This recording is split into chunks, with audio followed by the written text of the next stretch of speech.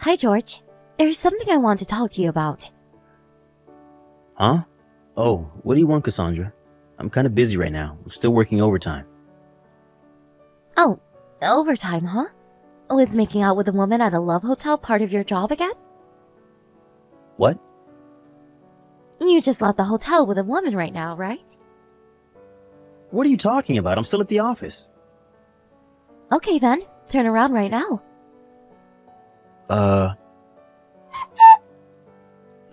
What is the meaning of this? Wow, you're pretty fast when you run away. What's going on? What did you do? You didn't tell me that you would be there when I turned around. How did you know I was here? I followed you here. And why would I tell you? That would have ruined the whole purpose. You followed me? This is called stalking, you know. Well, the goal was to find out if you're cheating on me or not. What do you mean cheating? I was only going over stuff from work with Jennifer. You were talking about work. At a love hotel? Come on, I'm not that dumb. Yes, I was. There's nothing strange or suspicious about it. I was trying out a new method of marketing, you see. There's no such method of marketing. It's a marketing method I came up with. Huh? You know how I'm going to inherit my father's company, right? I thought that we should incorporate such new methods of marketing into the company, you know? You must be an idiot to think I would believe what you're saying. What? Did you create a report on the effects and results of making out with a woman who's not your fiancé at a love hotel? Using the company's products or something? Doesn't your father's company make appliances for office work? Did you tell your father, the CEO of the company, and your mother, the head of research and development, about this new marketing method of yours? Shit. Trying to make any excuses is just going to make you look pathetic, you know? Fuck. Fine, I admit it. I prefer Jennifer over you. You mean the woman you were with just now, right? Isn't she a new employee? Yep. Now's the perfect timing, so I'll tell you. I found a woman that's better than you, so let's get divorced. I was only going to marry you in the first place because my parents recommended you to me. I was never that enthusiastic about it. Jennifer was the one who noticed how I was suffering and made me feel better. This isn't just me cheating on you. This is true love. Let's get divorced. Actually, no. I'm canceling the marriage right now. As of this moment, we're no longer together. What? Are you sure this is what you want? Yep. My body and my soul both now belong to Jennifer. Ah, I see. Thanks for breaking up with me. What? What do you mean, thanks? Yep, I was worried a bit as to what to do if you refused to cancel the marriage. What? Why would I refuse to cancel the marriage? Anyways, I'm glad you were so enthusiastic at canceling our marriage. I've already done a lot of preparation and am planning on hiring a lawyer to take care of things. What? A lawyer? We were engaged after all, which means that to cancel the engagement, there's a lot of stuff we need to do. You know this, right? As soon as everything's ready, I'll contact you about the alimony for the marriage cancellation and about the cancellation fees for the wedding venue. There are a lot of things that need to be done, so I'm going to need to ask you for your cooperation. We need to talk about the business consequences that will come out of a marriage cancellation as well. What?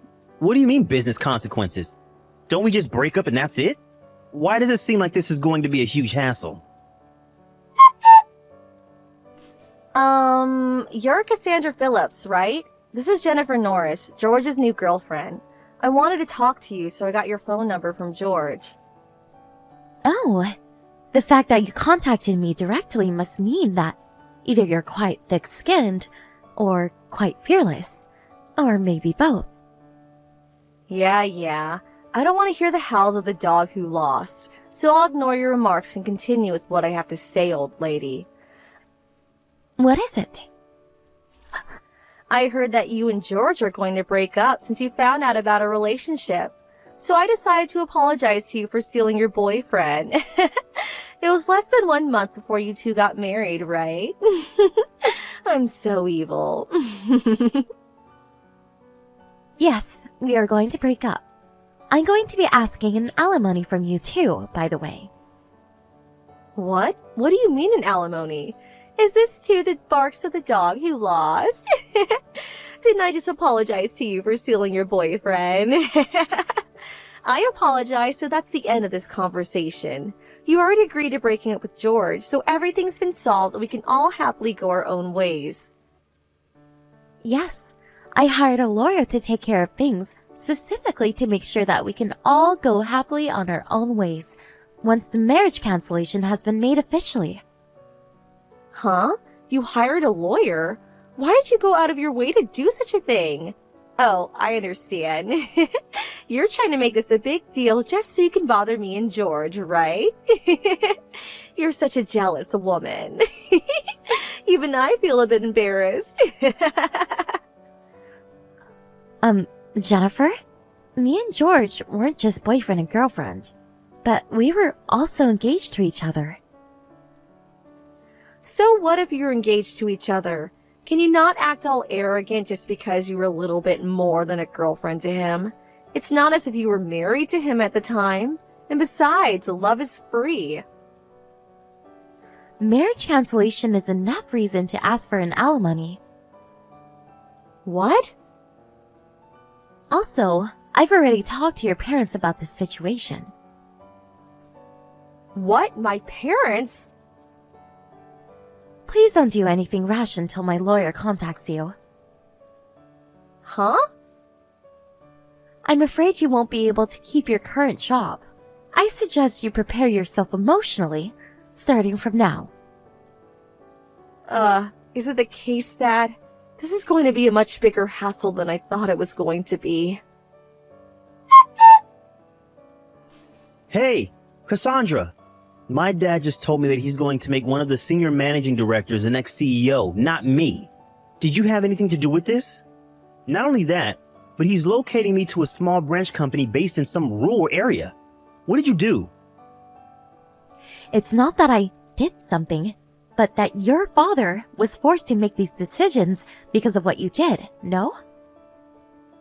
What? To be honest, I was skeptical about the idea of someone who cheats on their fiancé when there's less than a month until the marriage being the next CEO. Did you not think about what the other employees would think of such a man was let off without any sort of punishment? Isn't that why your father did what he did? He made these decisions as the CEO of the company. You should be glad he didn't fire you. Huh? Marriage and love are private matters. It shouldn't have anything to do with work. There's no reason I should be receiving this sort of treatment.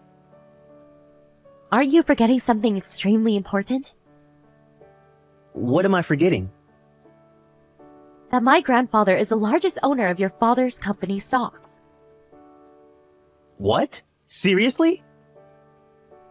Did you really forget about it? I never even knew. If I had known, I would never have cheated on you. I at least remember that it came up during conversation when your parents introduced me to you. You've got to be kidding me. That's not why what you did was the problem, though. Ugh, I give up.